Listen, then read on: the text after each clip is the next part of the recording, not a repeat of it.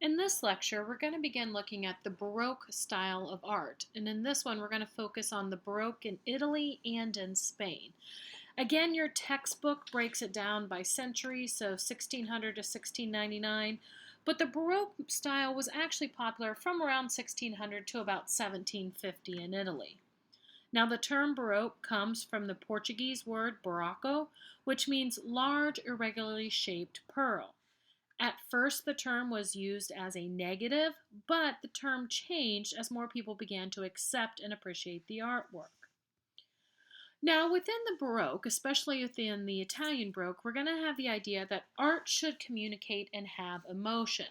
Now, we're coming out of Mannerism, which, as we talked about before, was kind of a hiccup from some of those Renaissance ideals. Well, what we're going to see in the Baroque is we will see somewhat of a return to that naturalism within the artworks.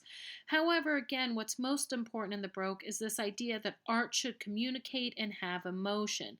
And how it should do this for most of the artwork, especially the Italian Baroque, is that the details within a work should produce drama and theatricality.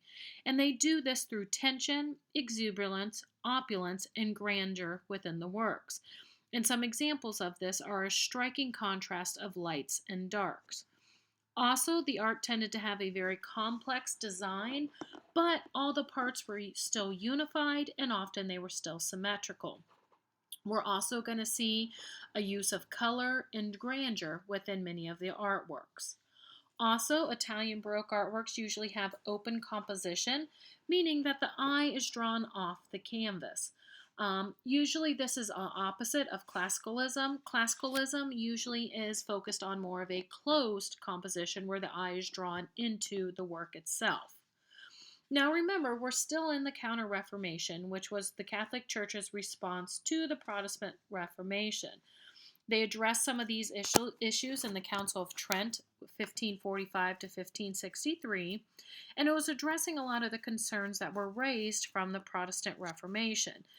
And again, the Catholic Church at this time, in an attempt to bring more people back into the church, still launched another great artistic campaign, meaning they were a great patron of the arts. And this is going to include finally finishing St. Peter's Basilica or the Vatican. And the church at this time wanted art to be very easily understood. In fact, Baroque art was to make direct statements on religious subject familiar to the common people. So it was supposed to be something easy for people to read and understand.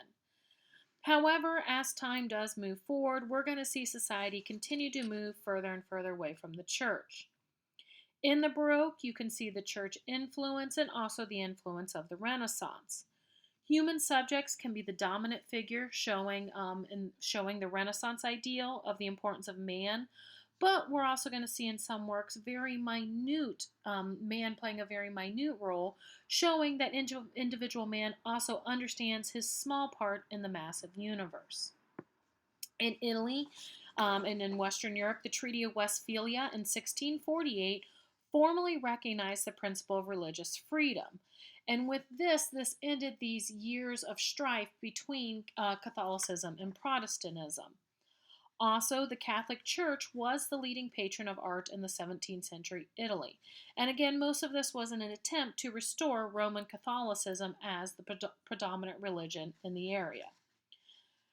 We're going to see architecture and sculpture in Italy. Between 1600 and 1667, several very strong popes made many of Pope Sixtus V's plans a reality. And we're going to see this in the image you see here. Carlo Mondrian, 1556 to 1629, was commissioned by Pope Paul V to finally complete St. Peter's in Rome. Now, we've talked about this before, so this was not a totally original design because he had to work with the existing structures. The last artist we talked about who worked on this was actually Michelangelo. What Madrino did was he actually lengthened the nave, and because of this, it pushes the dome back, which makes it less of a focus in the facade, which we're looking at here. When viewed from close range, the dome barely emerges above the facade's soaring frontal plane. Usually when we see images of St. Peter's, we see it this way. In an image such as this, you can see how the dome is still massive, but with that lengthening of the nave, it pushes it further back. So when you look at it here within the facade, it actually seems much smaller than it actually is. Also at this time, we have Gian Lorenzo Bernini, 1598 to 1680. He was commissioned to construct a monumental colonnade frame piazza, which you see here. And he did have to incorporate in the design. There were already two pre-existing structures on the site, an obelisk, which you can see in the middle of the oval, and a fountain. And what Bernini did is he actually made them part of his design. As you can see the obelisk in the middle, it seems like all of the paths lead straight to it. Here you clearly see the Greek and Roman influence in the work. You have 4 rows of huge Tuscan columns, which make up 2 colonnades that end in classical temple fronts. This very dramatic embrace is meant to bring the viewers in. And if you look at it, it almost looks as if there's 2 arms kind of reaching out and hugging you and bringing you in. And this is supposed to represent the idea of the arms of the church embracing the viewer. And this is also a very transitional space, that you are in Rome or the Vatican, and you know at this time you are transitioning into something different. Also, inside of St. Peter's, we have the Baldacchino. Here, this was created 1624 to 1633, also by Bernini. It's mostly bronze, and this was commissioned by Pope Alexander II, whose reign was 1665 to 1667, relatively short. Now, this is located inside of St. Peter's, and it's directly below the dome. And what it does is it marks the high altar and the nave and the tomb of St. Peter below, beneath the basilica. So the dome is right above it, and the tomb of St. Peter is supposed to be right below it. And then you can see here the white in the foreground. That is the altar in this area. And so it represents, the idea with this massive, massive structure is that it represents the throne of St. Peter. And remember, St. Peter was the first pope. Also, we see this Baroque drama in it. We don't just have columns, but we have 4 columns that are twisting, and then they are topped by 4 colossal angels. Then at the very top of it, you can see the orb and the cross, which have been symbols of the church's triumph since the times of Constantine. So the concepts of triumph and grandeur preeminate every aspect of the design of this and the design of St. Peter's. When you stand in front of this, you're supposed to be awed. Now, another work of Bernini's that we're going to look at is Bernini's David, which is the image on the right. 1623, it was made of marble. Now, when we look at this, what makes it interesting is when we compare it to Donatello's David on the left, which represents the early Renaissance, showing the world as it actually was. Remember, David was described as the beautiful youth. In the middle, you have Michelangelo's David, which represents the high Renaissance, 1501 to 1504. It is marble. And again, it shows that Renaissance ideal, the influence of the Greek idea of showing the idealized form. But in the high Renaissance, remember, we're focusing much more on the mathematical proportions. Well, next we see Bernini's David. And Bernini's David is dramatically different.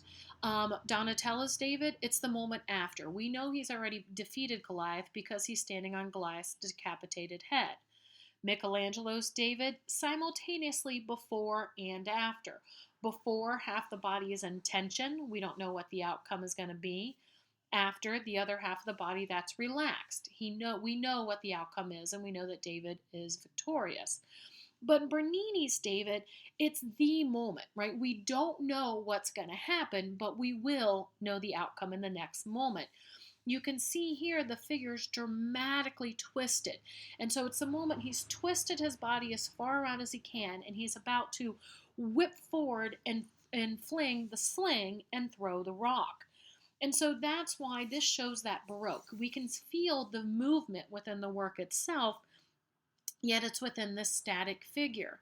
In fact, as I mentioned in class, this figure is so realistic that you can get such that feeling of he's about to fling the stone, that you can tell what trajectory the rock will take, and people actually in the museum won't stand in the path of that trajectory because they're afraid they're going to get hit. It's just kind of naturally protecting.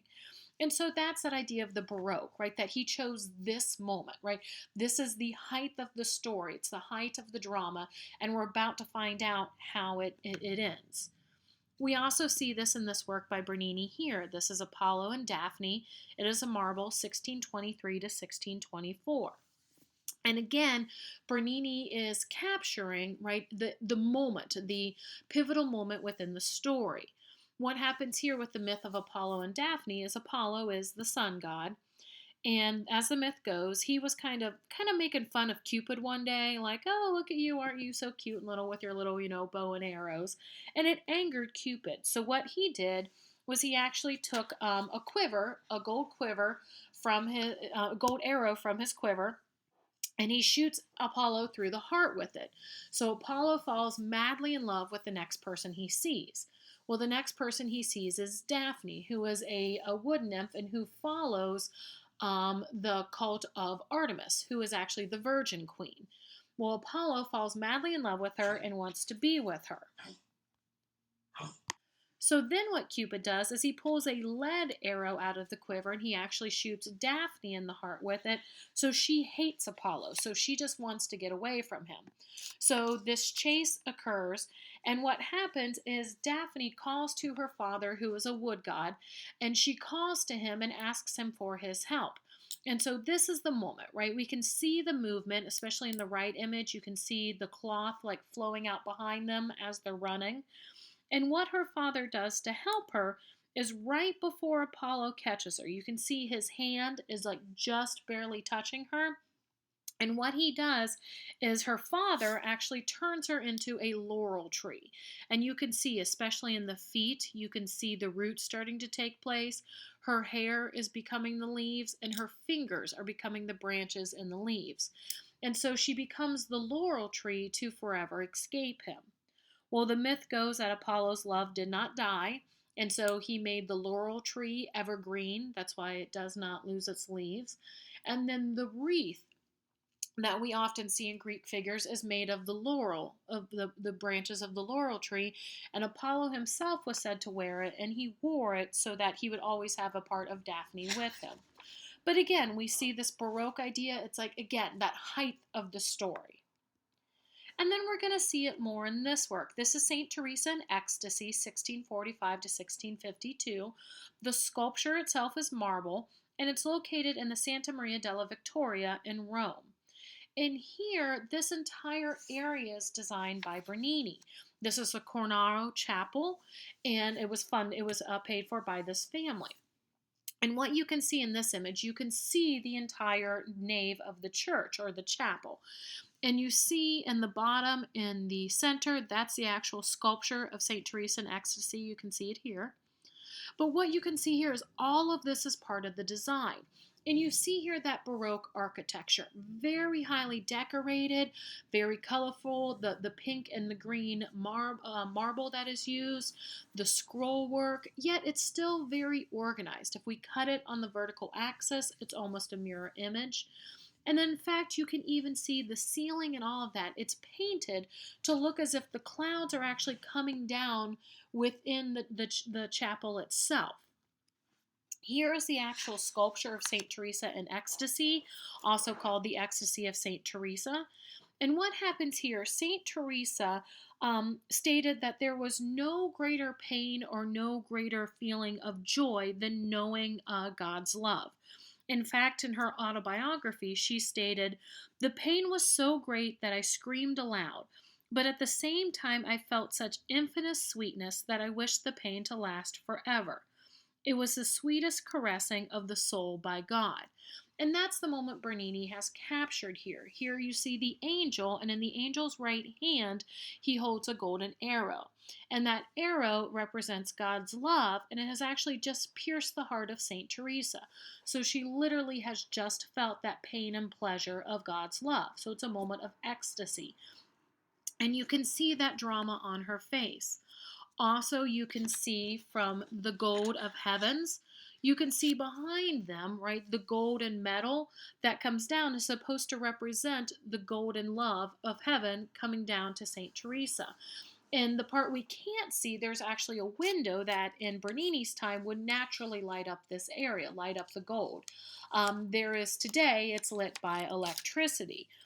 Like again, as I said, the church itself is an example of Baroque architecture, and we can see on the sides here, if we go further out, you can see on either side, here's a close-up, there's actually what looks like theater boxes. So, when you go to a theater box and they're the seats, these are actually members of the Corano family.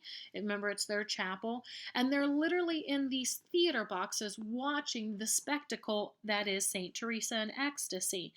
And show again with this the entire area, the architecture, the painted ceiling, the lighting, and even the boxes on the side, all show and add to this kind of theatrical performance of the Baroque. And so what we see here is a mingling of spiritual and physical passion within the work.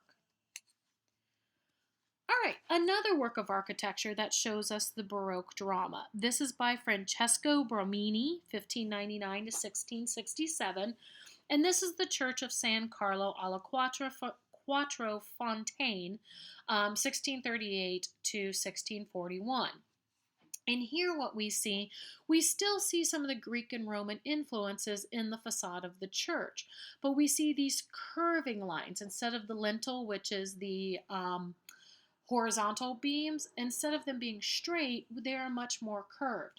The columns, which we've seen before, which are used for support, here they're much more just decorative. In fact, they actually thrust out and really don't seem to be supporting anything. And what's also interesting here, we don't see the pediment, the triangle that we usually see on top of the Greek works. Instead, we see a large oval at the top. And if you look, the building actually has two facades. We have the front curving part, but then on the left you can see a smaller, flatter facade, and this is actually the bell tower. And so here with this kind of dual face adds to the drama. And then we see this continued when we move into the inside. In the interior, it is a radical design. It's a provocative variation on the centrally planned church. Here, it's a hybrid of the Greek cross. Greek cross has 4 equal arms, and we see this with the different circular design. Here, we're standing in the middle and we're looking up at the dome. And you can see that this is planned on an oval. And then in the center, you have a deeply coffered oval dome that seems to float on top. And then these dramatic sweeping lines are still very clear in evidence of the Baroque. All right, well, moving to painting in Italy, this is by Annibale Carracci. He is male, 1560 to 1609. And he was trained at the Bolognese Academy. And this is important because the Bolognese Academy was the first significant institution of its kind in the history of Western art. And it followed the idea that artists were not necessarily these artistic geniuses, but that art could actually be taught. The image that we're looking at here, this is Landscape with Flight into Egypt, circa 1603, and it's an oil on canvas. And here we see Mary, the baby Jesus, and Joseph fleeing, but it's actually the landscape that is much more important to the work itself. In fact, if we removed the 3 of them from the work, it really wouldn't change it that much. Definitely would take out the religious meaning of it, but here it almost shows the shift that the religious meaning of it is really not what seems to be as important. Now, this work created the classical or ideal landscape in which nature appears ordered by divine law or human reason. And again, it's the landscape that dominates the scene. But it does not create the sense of depth of space through linear perspective that we saw in the High Renaissance, but rather through a varying of light and shadows to suggest expansive atmosphere. Another work by Carracci, this is The Loves of the Gods. These are frescoes, 1597 to 1601, and these are in the gallery of the Palazzo Farnese. And what happens with this is a ceiling fresco. But each work actually resembles an easel painting, meaning if you look at these individual frescoes, they all appear to be fully framed. And this is what we call a quadro reparta, which means transferred framed panel. And within this type, it's supposed to simulate easel painting for ceilings. In between each of the easel paintings, we see different seated nude youths who seem to gaze at the images around them. And then we also see standing Atlas figures that are painted to resemble marble statues. Now, something interesting he did with the lighting, the panels themselves use chiaroscuro to eliminate the figures within them, while the side figures, though, must rely on light from below to actually show them within the work. All right, next we're going to move to probably the greatest of the Italian Baroque artists, and that is Caravaggio, 1573 to 1610. Caravaggio's birth name was Michelangelo Merci. However, Caravaggio was the name of his hometown, Caravaggio, which is near Milan, and so he became known as Caravaggio. Again, he's probably the most significant of the Roman Baroque painters, and he often painted religious themes. We're going to see he was more of a follower of the Catholic Reformation. And personally, though, he had a very violent temper. He even had to flee Italy for a time because he was wanted for murder.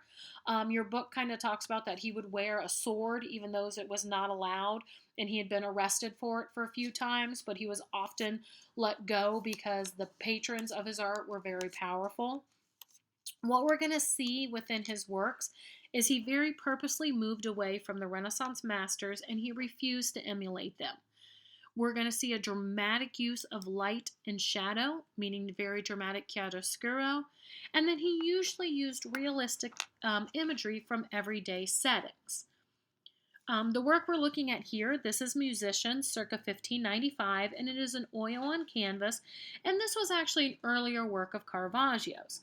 Now, Caravaggio, for a time, had a patron, Francisco Maria Bourbon del Monte, who was a bishop. And this was painted for a private, this would have been held in the Del Monte's private chambers. Here you see four figures, a young lute player who looks seductively at the viewer, who would have been Del Monte. The horn player in the background is actually a self-portrait of Caravaggio. The third figure, the violin player, has the back to the viewer. And then the fourth figure in the left actually has wings and a quiver of arrows. So we should represent that as Cupid, the god of love. And he's sitting there and he's picking at grapes.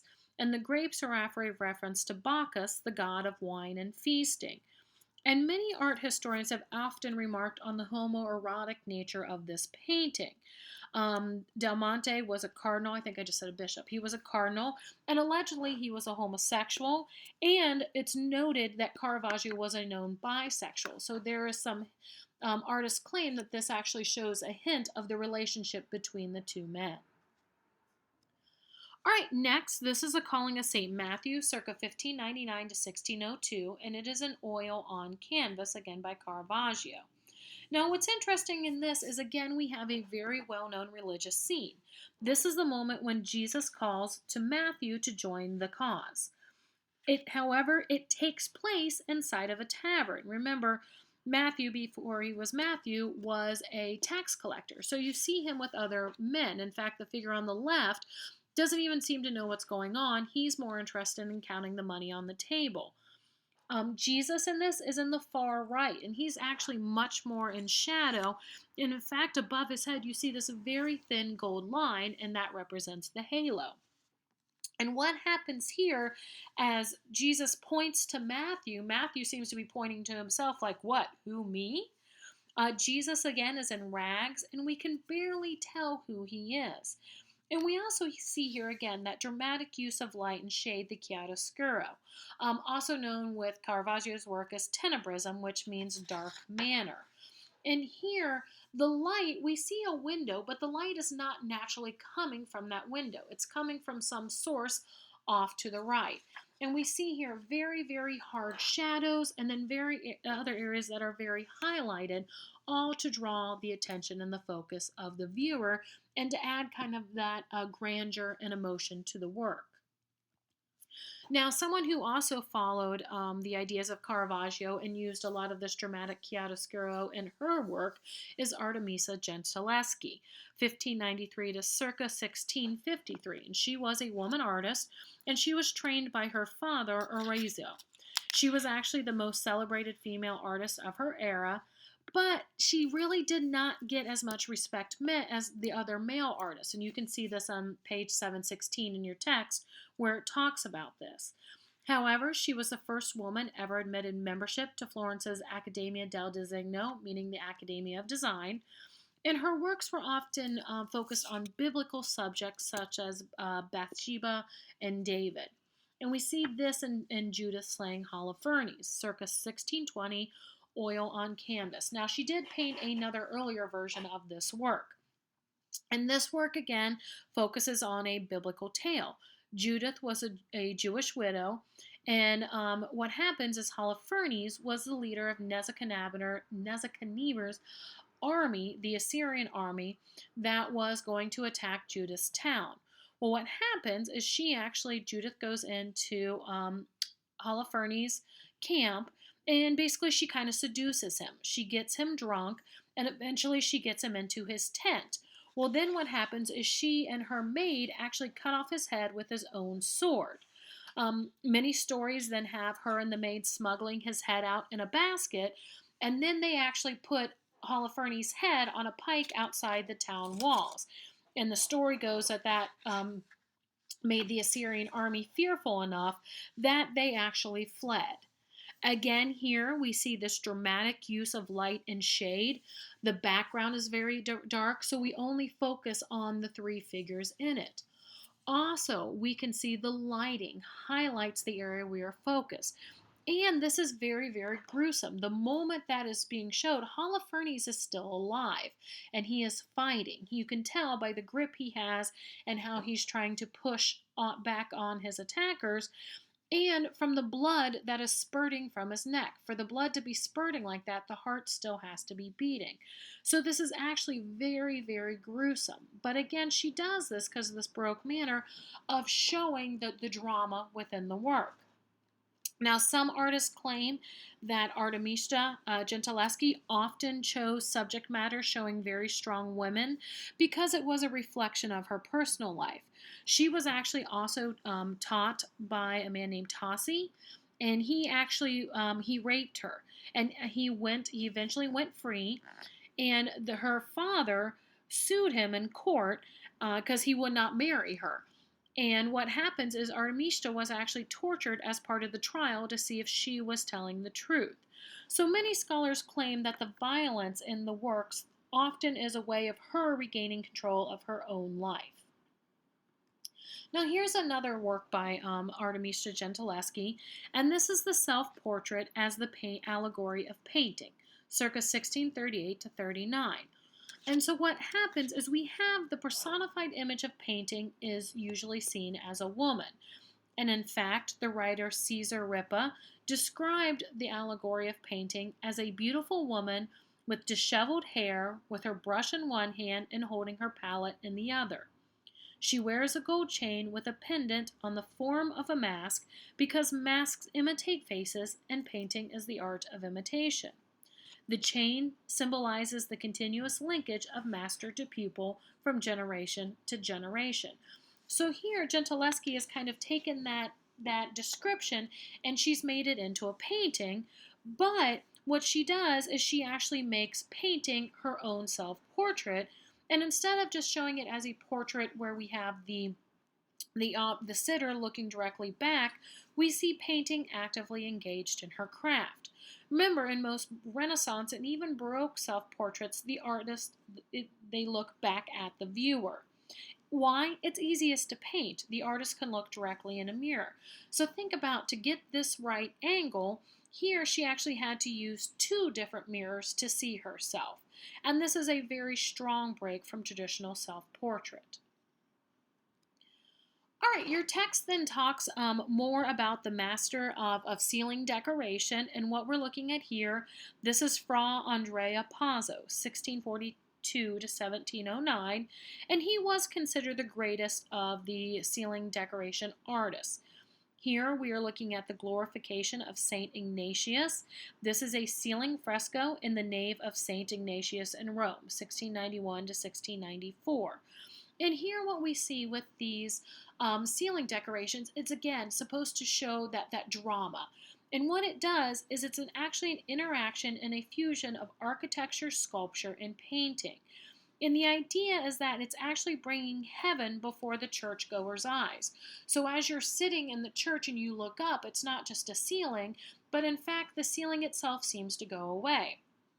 Pazzo was able to do this because he actually also painted some of these architectural elements into the ceiling and then made it look as if the ceiling disappears. So literally we have the illusion of heaven opening up above the congregation. And what there is actually on the floor, there is actually a disc which marks a spot on the floor where the viewer should stand to gain the whole perspective illusion. And again, this was meant to draw the viewers in, to make them feel as if literally heaven was open above them. But again, it's that drama and that opulence. All right, well now we're going to move from Italy to Spain and New Spain. By 1660, the imperial age of the Spanish Habsburgs was over, and Spain faced many economic woes from different military campaigns that were carried out by the kings. However, both Kings Philip III and Philip IV still commissioned many artworks because they knew and understood the value and power art can have. Now, at this time, Spain was committed to the Catholic Orthodoxy, and artists in Spain sought new ways to move viewers and encourage greater devotion and piety. Scenes of death and martyrdom became very, very popular in Spain at this time. And we're going to see the works were much more naturalistic and showed compelling drama, which follows the ideas of the Italian Baroque. Here we see the martyrdom of St. Philip, circa 1639, and it is in oil on canvas. Here, though, it's very grim and dark, both in subject and in form. There's no idolization of the form at all. And what we're looking at was actually seeing Philip's executioners are hoisting him up into position. His body, you can see the different muscular, but it's very large and elongated, and you can feel the weight of it pulling down. And we know he's about to be hoisted up and hung from his arms, so it gives that kind of sense of horror of what his death was like.